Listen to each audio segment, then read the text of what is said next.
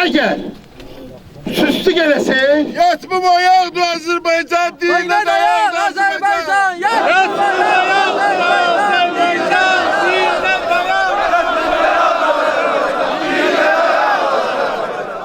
Mömin qardaşlarım, balalarım, hamı bilsin bu meydan hər türlü məsələni görüb, xəyanəti də görüb, ölümü də görüb, 9 ay bir yüz üstə dayanmağı da görüb, zindanları da görüb. Bunlar hələ başa düşür ki, zindanla insanları qorxutmaq. O Hacı Abdul qardaşım demişkən zindanı Gürcistanı sevilen ruhanilerimizi sunsan. Bay bədbəxt. Doğrudan vallahi bədbəxtsan. Necə insan, necə o hədis var deyir ki, axmaqlardan qərar verir. Doğrudan da bizim İslamın düşmənlərini Allah Teala axmaqlardan qərar verir. Tekbir!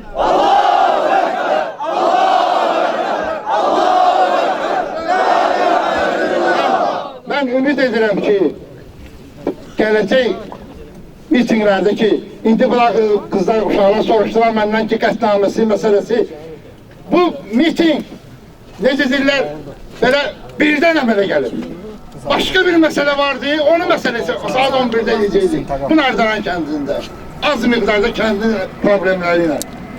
Amma sən, gör nə qədər ağılsız, şuursuz insanlarsınız ki, bir belə milleti təzdən töktünüz buna.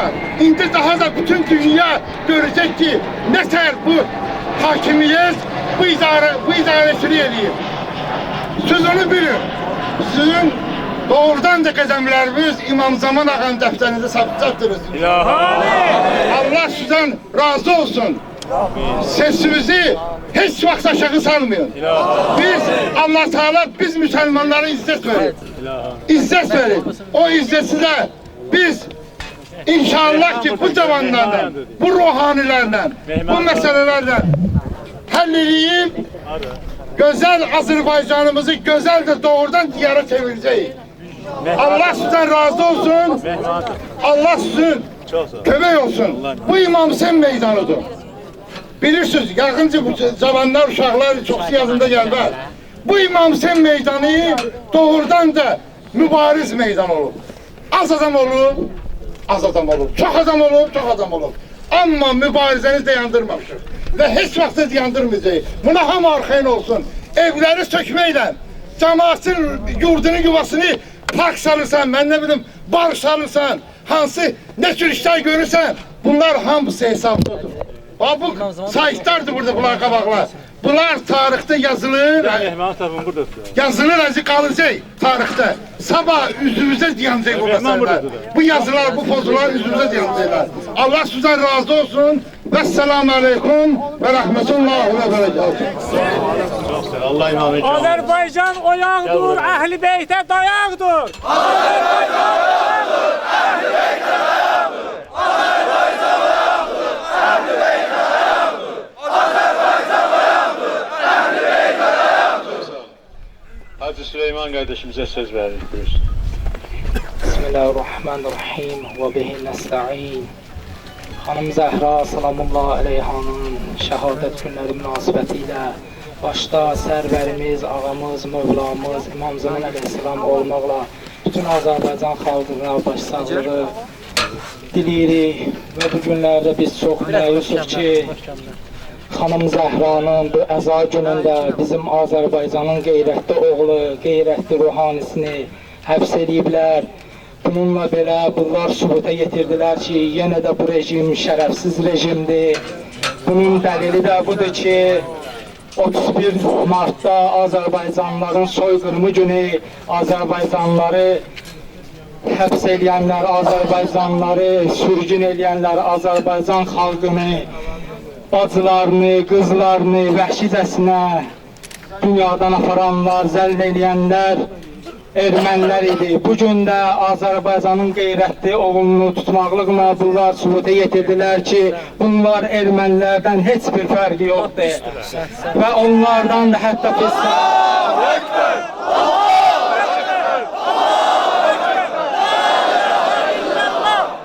Bugün biz hədisə əsaslanaraq bunu deyirik ki, alim öldü, aləm öldü. bugün bizim ailemizi tutublarsa bunu bilsinler ki bizim Azərbaycanı tutublar, aləmimizi tutublar. Bunu bilsinler, heç vaxt bizi tutabilməyəcəklər. Ne kadar ki Hacı Taleh içərdədir, bütün Azərbaycan xalqı içərdədir. Bunu bilsinlər. Biz yenə də Hacı Taleh'lə fəxr edirik. Hacı Taleh'in arkasında durmuşuq, öz canımızla, malımızla, hər bir şeylə. Bugün Hacı Taleh təkcə tutulmayıb. Hacı Taleh'lər tutulub, Hacı Avgüllər tutulub, Hacı Mövsümlər tutulub. Hacı Taleh bugün ola bilər şəhid olsun. Amma bizim Hacı Taleh'lər gələcəklər. Beşikdə olan Hacı Taleh'lər gələcəklər. Bugün biz özümüzü tuturuq Azərbaycan hakimiyyətinə deyirik. Tez bir zamanlarda əgər Hacı Taleh'i həbsdən azad eləməsin, bunun çox bir ən pis vəziyyətini sizlərə biz şuhudə yetirəcəyik. Tekbir! Allahu Ekber! Allahu Ekber! Allahu Ekber! La ilahe illallah! Mən sizə tarifi bir sübuti çatdırım sizə ki, necə ki Yezid məlun, Allah ona lənət eləsin. Muxtarı birinci dəfə tutdu, sonra onu azad elədi. Səhv elədi, ikinci dəfə tutdu, yenə də onu azad elədi, səhv elədi. Bugün hakimiyyət Hacı Taleh'i tutub, onu azad edib, təzdən onu həbsə göndərdisə, onu bilsin ki, Yezidin aqibəti onu gözləyəcək. Bugün Hüseyin İbni Əlinin ardıcılları Azərbaycanda var və bu şəhər Hüseyin İbni Əlinin şəhəridir. Bugün biz məlumat almışıq ki, Nardarana gələn girişləri bağlayıblar, onu bilsinlər. Hüseyin İbni Əlinin Kərbalaya girişini, Küfəyə girişini bağladılar, amma Hüseyin İbni Əlinin hərəkatı qiyamətəcən davam elədi. Tekbir! Allahu Ekber! Allahu Ekber! Allahu Ekber! La ilahe illallah! Az bir insanlar iştirak elədi, onu bilsinlər ki, bunun qarşısını aldılar. Amma bunun heç bir faydası olmayacaq. Bu hərəkat Azərbaycan və Azərbaycanda qırağa bütün kənara çıxacaq, onu bilsinlər. Və Hacı Taleh'in hərəkatı qiyamətəcən də bizlərdə var və biz bunu axıracanda aparacağıq. Onu bilsin hakimiyyət ki, necə ki Yezidin dövründə Hani İbni Ürvəni tayfası tək qoydu, amma bunu bilsin hakimiyyət. Biz Hani İbni Ürvənin tayfası deyilik, biz Küfə əhli deyilik, biz İmam Hüseyni axır zamanda edirik. Allahu Ekber! Allahu Ekber! Bunu bilsin hakimiyyət, bizim qanımız qılınca qalibdir. Bizim zindanlarda cisimlərimiz bunların rahatçılıqlarına qalib olacaq. Heç vaxt biz rahat oturmayacaq, bunu hakimiyyət bilsin. Biz buradan az bir yerdən səsimizi bütün cəmiyyətə, bütün dünyaya səsləyirik. Bütün ruhanilərə özümü tuturam, buradan deyirəm. Əgər Hacı Taleh'ini müdafiə eləməsinlər, elə bilsinlər ki, xanım Zəhranı tək qoyublar. Bugün xanım Zəhranı müdafiə eləmirlər.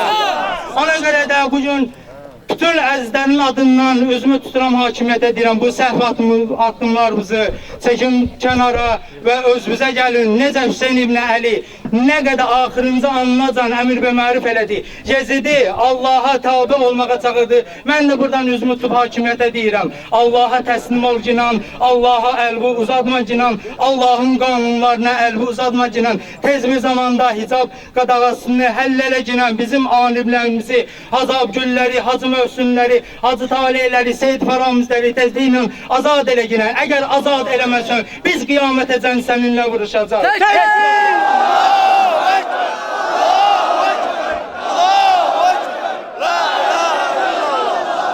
Esselamu aleyküm ve rahmetullah ve berekatuhu. Bir dənə şuarı deyirəm, bunun səmimi qəlblə deyin.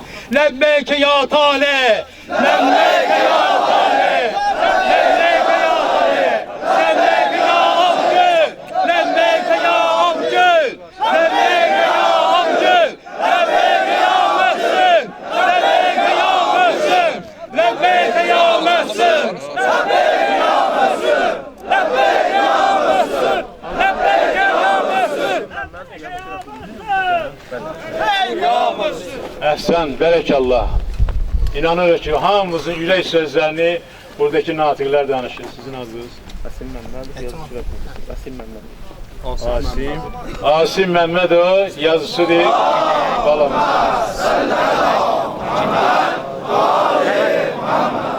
Euzubillahimineşşeytanirracim. Bismillahirrahmanirrahim. Biraz dala çekinin. Biraz Böyle genişler. rahat olsun da. Hem çekilişler rahat olsun. Bismillahirrahmanirrahim. Vesselamu vessalatu ala Muhammedin ve ala Muhammed.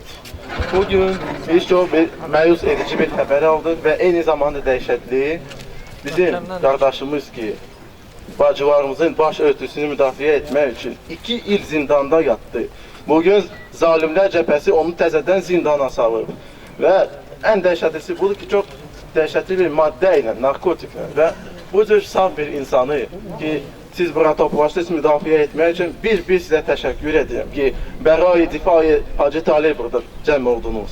Və mən demək istərdim ki bugünkü şəraitdə elə bir vəziyyət yaranıb ki, elə bir zalim rejim yaranıb ki talihinin talihi hər birimizi gözləyə bilər.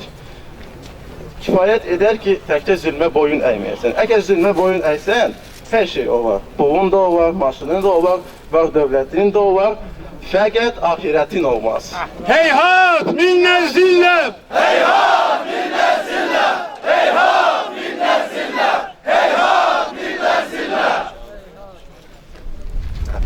Əgər zülmə boyun əymək şəri bir iş olsaydı, onda Kərb-ı Bəva da olmazdı. Onda İmam Hüseyin Ağanın qiyamı da olmazdı. Bakın görün İmam nə buyurur? Zinakar oğlu zinakar məni 2 yol arasında qoyub. Ya qılınçla doğranmaq, ya da zillətə boyun aymaq. Heyhat minnə zillə. Heyhat minnet zillem! Heyhat minnet zillem! Heyhat minnet zillem! Amma zillət bizdən çox uzaqdır. Möminlər, Allah və onun Rasulü bizə bıraşmamaz əgər biz zillətə boyun əyəcək. Bunu İmam Hüseyin Ağa deyir. Və bugün əgər biz görsək səbəbləri nə idi Kərbəla qiyamının, görsəydik ki o vaxt nələr baş verirdi, indi də var bizim ölkəmizdə. Məsəl üçün Yezid öz atasını güc səviyyəsinə qaldırmışdı. Daha sonra şərab, qumar, hər şey vardı onun məclislərində. Şəriət tapdan altına atılırdı. Məgər bizim ölkəmizdə bu yoxdur? Təbii ki var və indi bizim vəzifəmiz budur ki, bunun müqabilində dayanaq, buna boyun əyməyək. Çünki əgər biz buna boyun əysə bizim savunmada heç bir fərqimiz yox. Sadə bir primer sizə gətireyim. Quran-ı Kərimdə Salih Peyğəmbərin əhvalatı var. Onun dəvəsini zalimlər öldürmüşlər. 5-6 nəfərdir, ondan çox deyildi. Amma bəla bütün bir 30 minlik görmə nazil olmuşdu. Və əgər biz bugün zülmə boyun əysək, bizi eyni akibət gözləyir. Takbir! Allahu Ekber! Allahu Ekber! Allahu Ekber! La ilahe illallah! Sonda mən üzümü zalim cəbhəsinə tutmaq istəyirəm və demək istəyirəm ki, ibrət alın. İbrət alın Abbasi rejimindən, Əməvi rejimindən. Elə çox uzağa getmək. İndi müasir rejimlərdən, Pəhləvi rejimi, Ben Ali rejimi, Mübarək rejimi, onların hamısı dinlə mübarizə edibdir və sonunu gördük onların. Məsəl üçün Mübarəkin partiyasında 2 milyondan çox adam vardı. İndi bunların hamısı hardadır? Bizim YAP partiyasının da 600 min üzvü var. Amma mən vallahi deyirəm, əgər bir şey başlasa, bunlardan 6 nəfəri qalsa yaxşıdır.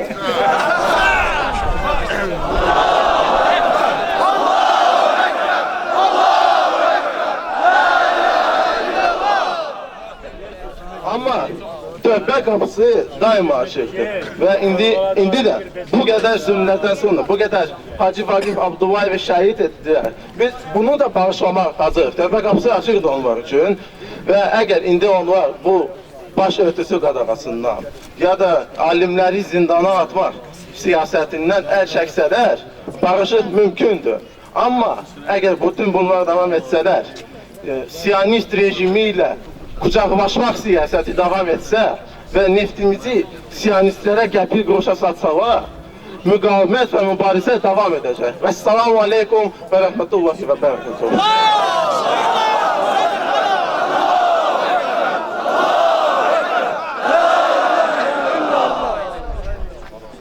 Taran bəxtdən zülüm tökən, qan tökən, göz yaşı axıdan bir-iki dənə zalimlər ki var, 2-3 ağız, bir mən deyim, bir də siz deyin, qəlbən deyin. Möminlər, mən bir də sizə elan edirəm ki, xahiş edirəm sizdən də biz Muxtarın filminə ki, dönə-dönə hərəmiz 5-6 dəfə baxmışıq. Düzdür ya, çox aramızda savadlı kəslər var, kitab oxuyub, müəyyən qədər İslamın məlumatımız var.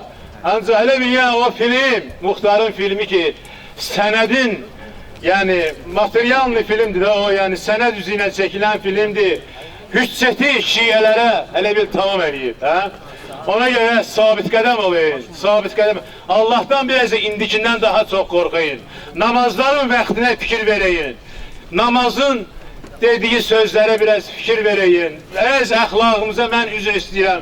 Ruhanilərimiz var burada. İndi bir dindar kimi kabul eləyin ki bu günah, İmam Hüseyin Aleyhisselam'ın bir sözü var. Günah insanı düzgün düşünceden saklayar. Bir de deyirəm, günah yani mikrop, günah yani geybet, günah yani yalan, günah yani tesadüfen, bilmeden uşağa, böyüye, kalbini sındırmak, el kaldırmak, söze kulak asmamak, zalimi tanımamak, zalime gündelik, nifret, nifrin, bak bildir bu günah, milyon günah. İndi hadisi bir de deyirəm. İmam Hüseyin Aleyhisselam ağamız buyurur. Günah görün neyiniyir, günah görün bir neyiniyir, günah, milyonla günah ki hamımız bilirik. İnsanın düzgün düşüncesinden saklayır. Yani aklını elinden alır. Yani insanı deli eləyir. Deliye de, ahmağa da namaz da yoktu, oruç da yoktu. Dəlxanada da indi onlar bir üzrə dəlidir. Odur ki size Allah, bu sözlerim ona göredir ki. İndi benim kardeşim oğlum yaşındadır. Deyir ki sabit qədəm diyana, bu sözleri kalben diya. Biz müminler ve hanımların dilinden böyle bir hamımızın yüreği sözünü deyirəm ki, gələn cümeye kadar, bugün həftənin birinci günüdür. Gələn cümə saat 4'te gene İmam Hüseyin meydanında varıq. Eğer arada bir söz olsa, Əbülfəz Məscidi ilə ki əlaqəmiz var, eğer bir fövqəladə bir söz, bir iş karşıya gelse arada yığışarıq, vaxt elan olar. Ancaq ki, bu həftənin bir de hesaplayın ki ayın neçəsi olur. Demek cümə günü de yüzümüze bugün həftənin birinci günü. Ayın 5'i cümə günü saat 4 tamamda inşallah çok böyle ve hamı biri bu sözü mən ki deyirəm ha. Buna hakimiyyət özü qəşəng bilir ki heç bir ses çıxartmaq xeyr nedir. Onlar bunu bilir. Necə ki bu günlər bizim bunu bir kişi 15-17 yaşında insan bilir. Bunu mən demək istəyirəm ki, biraz ciddi olaq ki, ciddi olaq. Şeytan 200 il bundan qabaq ki, 500 il bundan qabaq ki, şeytan deyir ha. Şeytan bu alimin sözüdür ya. Alimin İmam Zaman naiblərinin birinin sözüdür ki, şeytan həssiz bu günləri savadlıdır. Həssiz insanları sus eləyə bilər, səhlənkar, Allah eləməsin tembel eləyə bilər. Odur ki, inşallah sabit qədəm qalaq. Heç bir burada bir şey yoxdur. Biz fəxr eləyək ki, Türkün məsələ deyəndə papağımızı göyə ataq ki, məzlumları müdafiə eləyirik və bu yolda hər nə gələcək başımıza inşallah ki, heç bir şey də olmaz. İndi vəhdət duasını oxuyuruq. Möminlər əl-elə versinlər. Hanımlar da orada əl-elə versin. Hanım duanı verin bana. Ya Allah. Cümle deyilecek inşallah. Size diyecek bir cümle, kardeşimiz diyecek bir cümle. Ya Allah. Bismillahirrahmanirrahim. Bismillahirrahmanirrahim. La ilahe illallah. La ilahe illallah. İlahel vahida. İlahel vahida. Ve nahnu lehu muslimun. Ve nahnu lehu muslimun. La ilahe illallah. نعبده إلا إياه مخلصين له الدين ولو كره المشركون لا إله إلا الله ربنا ورب آبائنا الأولين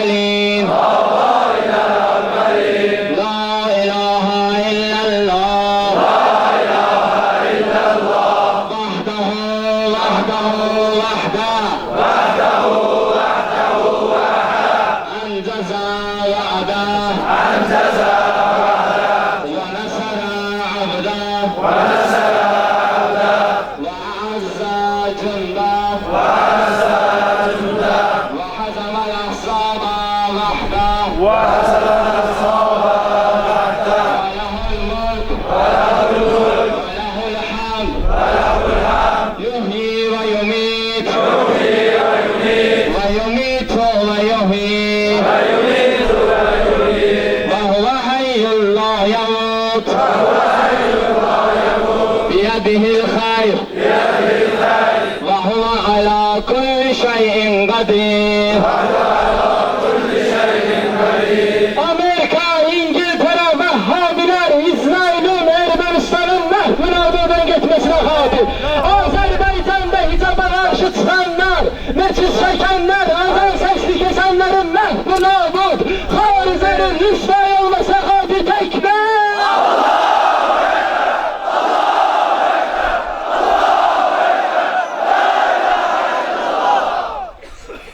Sonda əziz günlərdir xanım Fatimə-i Zəhranın ruhuna bir həm 3 dənə Qur'an Allah'a suresi okuyuruq.